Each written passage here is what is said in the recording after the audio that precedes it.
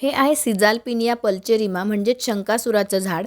याला peacock flower किंवा गुलतुरा, राजतुरा या नावाने सुद्धा ओळखलं जातं.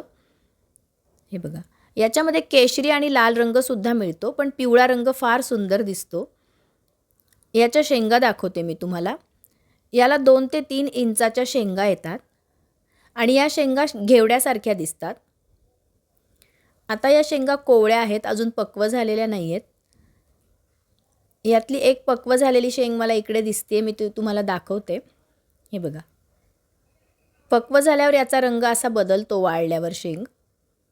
यातली एक शेंग आपण तोडून बघूया.